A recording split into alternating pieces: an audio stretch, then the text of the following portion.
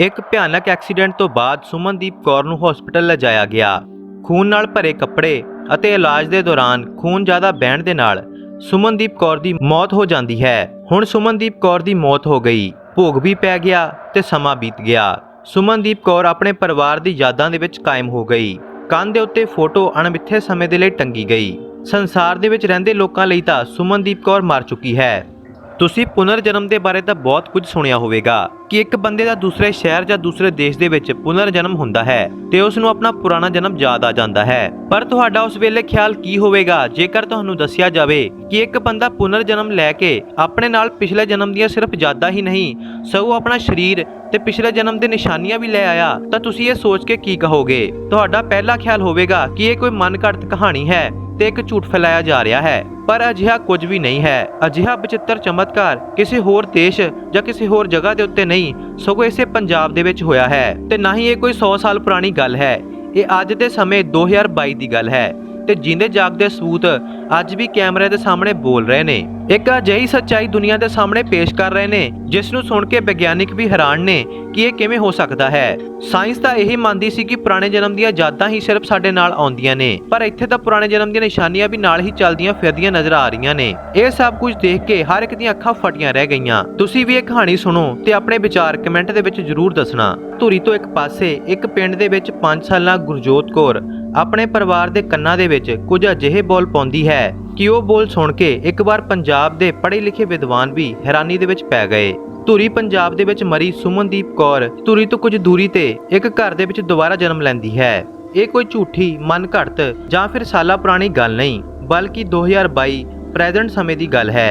5-6 ਸਾਲਾਂ ਦੀ ਗੁਰਜੋਤ ਕੌਰ ਜੋ ਕਿ ਸੰਧੂ ਪਰਿਵਾਰ ਦੇ ਵਿੱਚ ਜਨਮ ਲੈਂਦੀ ਹੈ। ਸਮੇਂ ਦੇ ਨਾਲ-ਨਾਲ ਜਦੋਂ ਉਹ ਸੁਰਤ ਸੰਭਾਲਦੀ ਹੈ, ਬੋਲਣਾ ਸਿੱਖਦੀ ਹੈ, ਤਾਂ ਉਹ ਆਪਣੇ ਦਾਦਾ ਜੀ ਨੂੰ ਕਹਿੰਦੀ ਹੈ ਕਿ ਸਾਡਾ ਪਿੰਡ ਦੂਜੇ ਪਾਸੇ ਹੈ। ਇੱਕ ਪਾਸੇ ਆਪਣਾ ਹੱਥ ਕਰਕੇ ਉਹ ਆਪਣੇ ਦਾਦੇ ਨੂੰ ਇਸ਼ਾਰਾ ਕਰਦੀ ਹੈ, ਪਰ ਦਾਦਾ ਜੀ ਕਹਿੰਦੇ ਨੇ ਕਿ ਨਹੀਂ ਪੁੱਤ, ਇਹੋ ਸਾਡਾ ਪਿੰਡ ਹੈ।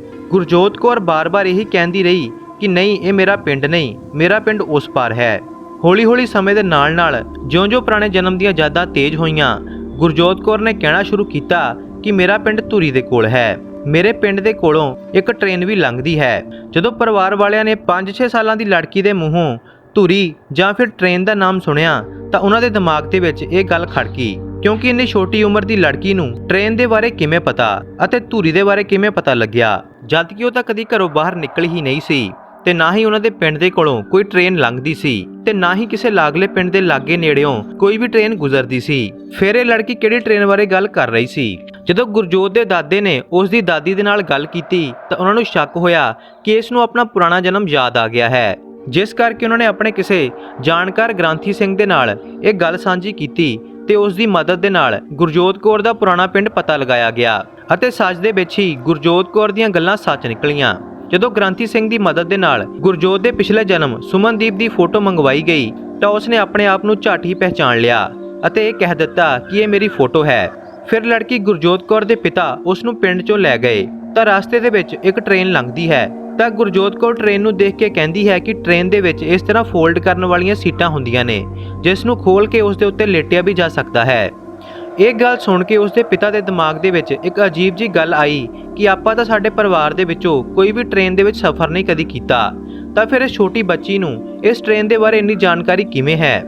ਜਦੋਂ ਉਸਨੇ ਗੁਰਜੋਤ ਕੌਰ ਨੂੰ ਪੁੱਛਿਆ ਤਾਂ ਗੁਰਜੋਤ ਨੇ ਦੱਸਿਆ ਕਿ ਮੈਂ ਆਪਣੇ ਪਿਤਾ ਨੂੰ ਮਿਲਣ ਵਾਸਤੇ ਟ੍ਰੇਨ ਦੇ ਵਿੱਚ ਜਾਇਆ ਕਰਦੀ ਸੀ, ਜਿਸ ਕਰਕੇ ਉਸ ਨੂੰ ਟ੍ਰੇਨ ਬਾਰੇ ਸਭ ਕੁਝ ਪਤਾ ਸੀ। ਇਹ ਗੱਲ ਸੁਣ ਕੇ ਗੁਰਜੋਤ ਦਾ ਪਿਤਾ ਉਸ ਨੂੰ ਉਸ ਦੇ ਪੁਰਾਣੇ ਜਨਮ ਦੇ ਪਰਿਵਾਰ ਦੇ ਨਾਲ ਮਿਲਾਉਣ ਦੇ ਲਈ ਲੈ ਗਿਆ।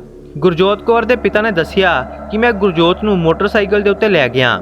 ਰਸਤੇ ਵਿੱਚ ਇੱਕ ਛੋਟਾ ਜਿਹਾ ਕਸਬਾ ਹੁੰਦਾ ਹੈ ਸ਼ੇਰਗੜ੍ਹ, ਜਿੱਥੇ ਜਾ ਕੇ ਗੁਰਜੋਤ ਨੇ ਕਿਹਾ ਕਿ ਮੇਰੇ ਭਰਾ ਨੂੰ ਕੇਲੇ ਬਹੁਤ ਪਸੰਦ ਨੇ, ਮੇਰੇ ਭਰਾ ਵਾਸਤੇ ਕੇਲੇ ਲੈ ਜਾਓ। ਕੇਲੇ ਲੈਣ ਤੋਂ ਬਾਅਦ ਜਦੋਂ ਉਹ ਪਿੰਡ ਅਲਾਣਾ ਦੇ ਅੱਡੇ ਤੇ ਪਹੁੰਚੇ ਤਾਂ ਗੁਰਜੋਤ ਦੇ ਪਿਤਾ ਨੇ ਉਸ ਨੂੰ ਬਾਈਕ ਤੋਂ ਉਤਾਰ ਦਿੱਤਾ ਅਤੇ ਉਸ ਦੇ ਪਿਤਾ ਨੇ ਕਿਹਾ ਕਿ ਹੁਣ ਤੂੰ ਹੀ ਮੈਨੂੰ ਆਪਣੇ ਘਰ ਤੱਕ ਲੈ ਕੇ ਜਾ, ਕਿਉਂਕਿ ਨਾ ਹੀ ਮੈਨੂੰ ਤੇਰੇ ਘਰ ਦਾ ਐਡਰੈਸ ਪਤਾ ਹੈ ਤੇ ਨਾ ਹੀ ਮੈਂ ਤੇਰੇ ਪਰਿਵਾਰ ਨੂੰ ਜਾਣਦਾ ਹਾਂ ਤੇ ਨਾ ਹੀ ਮੈਨੂੰ ਇੰਨੀ ਸਮਝ ਹੈ ਕਿ ਮੈਂ ਉੱਥੇ ਜਾ ਕੇ ਤੇਰੇ ਪਰਿਵਾਰ ਨੂੰ ਇਹ ਗੱਲਾਂ ਦੇ ਉੱਤੇ ਕਿਵੇਂ ਵਿਸ਼ਵਾਸ ਕਰਵਾਵਾਂਗਾ।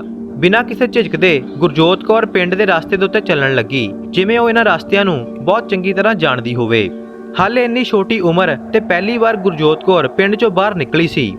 ਹੌਲੀ-ਹੌਲੀ ਕਰ ਗੁਰਜੋਤ ਕੌਰ ਚੱਲਦੀ ਰਹੀ ਤੇ ਉਸ ਦਾ ਪਿਤਾ ਉਸ ਦੇ ਪਿੱਛੇ-ਪਿੱਛੇ ਮੋਟਰਸਾਈਕਲ ਤੇ ਜਾਂਦਾ ਰਿਹਾ ਆਖਿਰ ਗੁਰਜੋਤ ਕੌਰ ਆਪਣੇ ਪੁਰਾਣੇ ਜਨਮ ਦੇ ਘਰ ਦੇ ਵਿੱਚ ਜਾ ਪਹੁੰਚੀ, ਜਿੱਥੇ ਉਸਦੇ ਪੁਰਾਣੇ ਜਨਮ ਵਾਲੀ ਮਾਂ ਵਿਹੜੇ ਵਿੱਚ ਝਾੜੂ ਲਗਾ ਰਹੀ ਸੀ। ਆਪਣੀ ਮਾਂ ਨੂੰ ਦੇਖ ਕੇ ਝੱਟ ਜਾ ਕੇ ਪਿੱਛੋਂ ਉਸ ਨੂੰ ਜੱਫੀ ਪਾ ਲਈ, ਪਰ ਉਸਦੀ ਮਾਂ ਉਸ ਨੂੰ ਪਹਿਚਾਣ ਨਾ ਸਕੀ। ਜਦੋਂ ਉਸਦੀ ਮਾਂ ਨੇ ਉਸ ਨੂੰ ਪੁੱਛਿਆ ਕਿ ਤੂੰ ਕੌਣ ਹੈ, ਮੈਂ ਤੈਨੂੰ ਪਛਾਣਿਆ ਨਹੀਂ, ਤਾਂ ਗੁਰਜੋਤ ਕੌਰ ਬੋਲੀ ਕਿ ਮੈਂ ਤੁਹਾਡੀ ਸੋਮੋ ਹਾਂ। ਪਰ ਉਸਦੀ ਮਾਂ ਨੇ ਕਿਹਾ ਕਿ ਸਾਡੀ ਸੋਮੋ ਤਾਂ ਮਰ ਚੁੱਕੀ ਹੈ, ਤਾਂ ਫਿਰ ਤੂੰ ਕੌਣ ਹੈ। ਕੁਝ 3-4 ਮਿੰਟ ਗੱਲਾਂ ਕਰਕੇ ਇਹ ਪੱਕਾ ਕਰ ਲਿਆ ਗਿਆ ਕਿ ਉਹ ਲੜਕੀ ਗੁਰਜੋਤ ਕੌਰ ਉਹਨਾਂ ਦੀ ਲੜਕੀ ਸੁਮਨਦੀਪ ਦਾ ਪੁਨਰ ਜਨਮ ਹੈ। ਮਾਂ ਭਾਵੁਕ ਹੋ ਕੇ ਆਪਣੀ ਲੜਕੀ ਨੂੰ ਮਿਲੀ। ਹੈਰਾਨੀ ਤਾਂ ਉਸ ਵੇਲੇ ਹੋਈ ਜਦੋਂ ਗੁਰਜੋਤ ਕੌਰ ਨੇ ਆਪਣੀ ਮਾਂ ਨੂੰ ਕਿਹਾ ਕਿ ਮਾਂ ਮੇਰੀ ਘੜੀ ਕਿੱਥੇ ਹੈ, ਤਾਂ ਮਾਂ ਨੇ ਕਿਹਾ ਕਿ ਕਿਹੜੀ ਘੜੀ, ਜਿੱਥੇ ਤੂੰ ਰੱਖੀ ਸੀ ਉੱਥੇ ਹੀ ਪਈ ਹੋਵੇਗੀ। ਗੁਰਜੋਤ ਆਪਣੇ ਕਮਰੇ ਦੇ ਵਿੱਚ ਗਈ, ਸੈਲਫ ਦੇ ਉੱਤੇ ਰੱਖੀ ਆਪਣੀ ਇੱਕ ਪੁਰਾਣੀ ਤਸਵੀਰ ਦੇ ਪਿੱਛੋਂ ਬੰਦ ਪਈ ਘੜੀ 11 ਸਾਲਾਂ ਬਾਅਦ ਚੁੱਕ ਕੇ ਲੈ ਆਈ ਅਤੇ ਗੁਰਜੋਤ ਨੇ ਦੱਸਿਆ ਕਿ ਪੁਰਾਣੇ ਜਨਮ ਦੇ ਵਿੱਚ ਉਸ ਦੀ ਮਾਂ ਨੇ ਇਹ ਘੜੀ ਉਸ ਨੂੰ ਦਿੱਤੀ ਸੀ, ਪਰ ਉਸ ਦਾ ਭਰਾ ਗੁਰਪ੍ਰੀਤ ਉਸ ਨੂੰ ਘੜੀ ਬੰਨਣ ਨਹੀਂ ਦਿੰਦਾ ਸੀ, ਕਿਉਂਕਿ ਉਸ ਦੇ ਭਰਾ ਨੂੰ ਲੜਕੀਆਂ ਘੜੀਆਂ ਬੰਨ੍ਹਦੀਆਂ ਪਸੰਦ ਨਹੀਂ ਸੀ, ਜਿਸ ਕਰਕੇ ਉਸਨੇ ਇਹ ਘੜੀ ਆਪਣੇ ਭਰਾ ਤੋਂ ਲੁਕੋ ਕੇ ਰੱਖੀ ਸੀ ਅਤੇ ਪਿਛਲੇ ਜਨਮ ਦੀ ਇੰਨੀ ਛੋਟੀ ਜਿਹੀ ਗੱਲ ਉਸ ਨੂੰ ਬੜੀ ਚੰਗੀ ਤਰ੍ਹਾਂ ਯਾਦ ਸੀ। ਦੱਸਿਆ ਜਾਂਦਾ ਹੈ ਕਿ ਸੁਮਨਦੀਪ ਕੌਰ 10ਵੀਂ ਦੇ ਵਿੱਚ ਪੜ੍ਹਦੀ ਸੀ। ਜਦੋਂ ਪੜ੍ਹਨ ਵਾਸਤੇ ਸਕੂਲ ਗਈ ਤਾਂ ਉਸ ਦੀ ਸੈਂਡਲ ਟੁੱਟ ਜਾਣ ਕਾਰਨ ਉਹ ਡਿੱਗ ਗਈ ਅਤੇ ਜਦੋਂ ਉੱਠਣ ਲੱਗੀ ਤਾਂ ਉਸ ਦੇ ਬੈਗ ਦੇ ਵਿੱਚੋਂ ਉਸ ਦੀਆਂ ਕਾਪੀਆਂ ਡਿੱਗ ਗਈਆਂ। ਉਹ ਕਾਪੀਆਂ ਚੱਕਣ ਵਾਸਤੇ ਝੁਕੀ ਤਾਂ ਇੱਕ ਬੱਸ ਉਸ ਨੂੰ ਦੇਖ ਨਾ ਸਕੀ ਤੇ ਉਸ ਦੇ ਉੱਪਰੋਂ ਹੀ ਲੰਘ ਗਈ। ਗੁਰਜੋਤ ਨੇ ਦੱਸਿਆ ਕਿ ਉਸ ਨੂੰ ਯਾਦ ਹੈ ਕਿ ਬੱਸ ਉਸ ਦੇ ਉੱਪਰੋਂ ਲੰਘ ਗਈ ਸੀ, ਪਰ ਉਹ ਉਸ ਵੇਲੇ ਮਰੀ ਨਹੀਂ ਸੀ। ਉਸ ਨੂੰ ਹਸਪਤਾਲ ਲਿਆਂਦਾ ਗਿਆ, ਇਹ ਵੀ ਉਸ ਨੂੰ ਯਾਦ ਹੈ। ਤੇ ਫਿਰ ਉਸ ਤੋਂ ਬਾਅਦ ਉਸ ਦੀ ਮੌਤ ਹੋਈ, ਕਿਉਂਕਿ ਉਸ ਦੇ ਸਰੀਰ ਦਾ ਸਾਰਾ ਖੂਨ ਨਿਕਲ ਚੁੱਕਿਆ ਸੀ। ਇਹ ਸਭ ਦੇਖਣ ਤੋਂ ਬਾਅਦ ਉਸ ਨੇ ਆਪਣਾ ਪੁਰਾਣਾ ਘਰ ਦੇਖਿਆ, ਜੋ ਕਿ 11 ਸਾਲ ਪਹਿਲਾਂ ਵਰਗਾ ਹੀ ਸੀ। ਉਹ ਇਸ ਕਰਕੇ ਕਿਉਂਕਿ ਉਹ ਗਰੀਬ ਪਰਿਵਾਰ ਹੈ। ਸੁਮਨਦੀਪ ਦਾ ਭਰਾ ਤੇ ਪਿਤਾ ਦਿਹਾੜੀ ਕਰਦੇ ਨੇ। ਘਰ ਦੇ ਵਿੱਚ ਉਸ ਦੇ ਮਾਂ-ਪਿਤਾ ਅਤੇ ਇੱਕ ਭਰਾ ਹੈ। ਸੁਮਨ ਦੀ ਮੌਤ ਤੋਂ ਪਹਿਲਾਂ ਹੀ ਉਸ ਦਾ ਇੱਕ ਭਰਾ ਹਰਪ੍ਰੀਤ ਸਿੰਘ ਮਰ ਚੁੱਕਿਆ ਹੈ। ਫਿਰ ਸੁਮਨ ਨੂੰ ਦੇਖਣ ਵਾਸਤੇ ਪਿੰਡ ਦੇ 250-300 ਲੋਕ ਇਕੱਠੇ ਹੋ ਗਏ।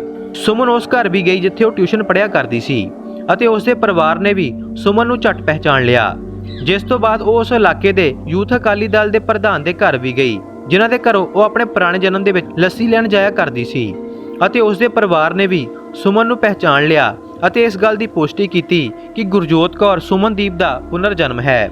ਹੋਰ ਤਾਂ ਹੋਰ ਸੁਮਨਦੀਪ ਆਪਣੀ ਸਹੇਲੀਆਂ ਨੂੰ ਵੀ ਮਿਲੀ ਅਤੇ ਅੱਜ ਤੱਕ ਉਹ ਆਪਣੀ ਸਹੇਲੀਆਂ ਦੇ ਵਿਆਹ ਦੇ ਵਿੱਚ ਵੀ ਸ਼ਾਮਲ ਹੋ ਚੁੱਕੀ ਹੈ। ਉਸ ਦੀਆਂ ਸਹੇਲੀਆਂ ਨੇ ਵੀ ਇਹ ਪੁਸ਼ਟੀ ਕੀਤੀ ਹੈ ਕਿ ਗੁਰਜੋਤ ਕੌਰ ਸੁਮਨਦੀਪ ਕੌਰ ਦਾ ਪੁਨਰ ਜਨਮ ਹੈ। ਤੁਸੀਂ ਹੈਰਾਨ ਹੋਵੋਗੇ ਅਤੇ ਸਾਇੰਸ ਨੂੰ ਫੇਲ ਹੁੰਦਿਆਂ ਦੇਖੋਗੇ ਕਿ ਗੁਰਜੋਤ ਕੌਰ ਦੇ ਸਿਰ ਦੇ ਵਿੱਚ ਇੱਕ ਨਿਸ਼ਾਨ ਹੈ, ਜੋ ਕਿ ਜਨਮ ਦੇ ਸਮੇਂ ਤੋਂ ਹੀ ਉਸ ਦੇ ਸਿਰ ਦੇ ਵਿੱਚ ਹੈ। ਦੱਸਿਆ ਜਾਂਦਾ ਹੈ ਕਿ ਇਹ ਨਿਸ਼ਾਨ ਉਸ ਦੇ ਪਿਛਲੇ ਜਨਮ ਦੇ ਵਿੱਚ ਉਸ ਦੇ ਸਿਰ ਦੇ ਉੱਤੇ ਸੀ, ਜਦੋਂ ਉਸ ਦੇ ਭਰਾ ਨੇ ਉਸ ਦੇ ਸਿਰ ਦੇ ਵਿੱਚ ਕੱਚ ਦਾ ਗਲਾਸ ਮਾਰਿਆ ਸੀ, ਜਿਸ ਕਾਰਨ ਉਹ ਜ਼ਖਮ ਦਾ ਨਿਸ਼ਾਨ ਉਸ ਦੇ ਨਾਲ ਹੀ ਅਗਲੇ ਜਨਮ ਦੇ ਵਿੱਚ ਆ ਗਿਆ। ਇਸ ਗੱਲ ਦਾ ਸੱਚ ਅੱਜ ਕਿਸੇ ਦੇ ਕੋਲ ਵੀ ਨਹੀਂ ਹੈ, ਕਿਉਂਕਿ ਆਪਾਂ ਪੁਨਰ ਜਨਮ ਤੇ ਇੱਕ ਵਾਰ ਵਿਸ਼ਵਾਸ ਕਰ ਸਕਦੇ ਹਾਂ, ਪਰ ਸਰੀਰ ਤਾਂ ਜਲ ਕੇ ਸੁਆਹ ਹੋ ਜਾਂਦਾ ਹੈ, ਤਾਂ ਫਿਰ ਪਿਛਲੇ ਜਨਮ ਦਾ ਨਿਸ਼ਾਨ ਅਗਲੇ ਜਨਮ ਦੇ ਵਿੱਚ ਕਿਵੇਂ ਆ ਸਕਦਾ ਹੈ? ਇਹ ਗੱਲ ਵੀ ਸਾਇੰਸ ਦੇ ਲਈ ਇੱਕ ਵੱਡੀ ਚੁਣੌਤੀ ਬਣੀ ਹੋਈ ਹੈ। ਗੁਰਜੋਤ ਕੌਰ ਦੇ ਬੋਲ ਸਨ ਕਿ ਪਿਛਲੇ ਜਨਮ ਦੇ ਵਿੱਚ ਉਸ ਦੀ ਸ਼ਕਲ ਆਪਣੀ ਮਾਂ ਦੇ ਉੱਤੇ ਗਈ ਸੀ ਤੇ ਇਸ ਜਨਮ ਦੇ ਵਿੱਚ ਉਸ ਦੀ ਸ਼ਕਲ ਆਪਣੇ ਪਿਤਾ ਦੇ ਉੱਤੇ ਗਈ ਹੈ। ਤੁਹਾਡਾ ਇਸ ਘਟਨਾ ਦੇ ਬਾਰੇ ਕੀ ਖਿਆਲ ਹੈ? ਇਹ ਸਭ ਕੁਝ ਕਿਵੇਂ ਸੰਭਵ ਹੋ ਸਕਦਾ ਹੈ?